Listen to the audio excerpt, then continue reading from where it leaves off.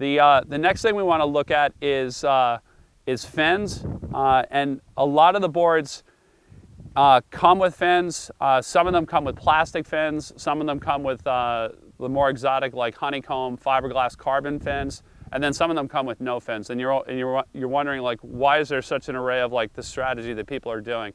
To give you the bottom line reason of why each of the people do this, plastic fins come on boards because people are trying to keep the cost at a certain level. So they go with the plastic fins, keeps it at a certain level. People are excited about that price. People buy the board.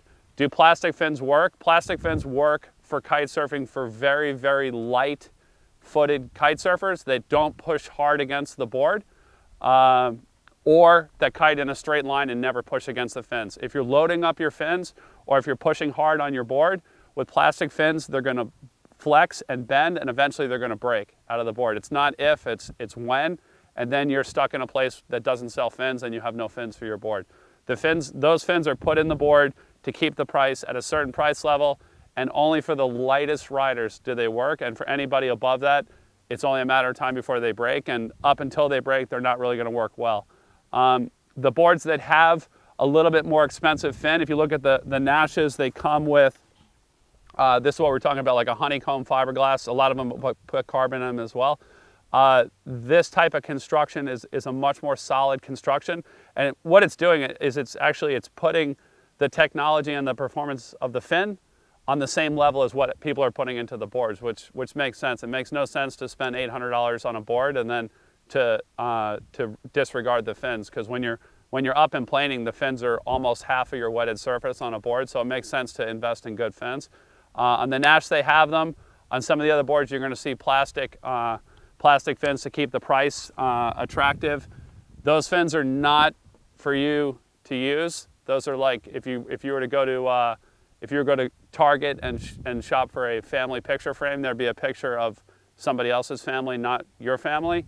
The plastic fins are not your family. They're just a place to hold until you get the fins that are in your family to put in the box. And then other boards, if you look at like the iPhone boards, the Ross and the EVFs, these boards don't come with fins at all. And the reason that they don't come with fins is, one, they don't want you to misunderstand that the plastic fins would be a good complement to a board that's so high tech.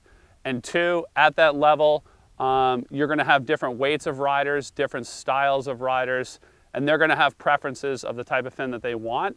As well, they might already have fins in their quiver that they want to slap on the board, so they don't want to pay extra. So those are the three different reasons why you would see plastic fins, high performance fins, or no fins at all with the board. And just as an overview, every one of these boards, if you're buying it honestly for the right type of riding that you're going to do, is going to be a really great product to get yourself into. If you want to jump your board, if you want to also ride that board, you should be looking at something that's reinforced for that type of construction.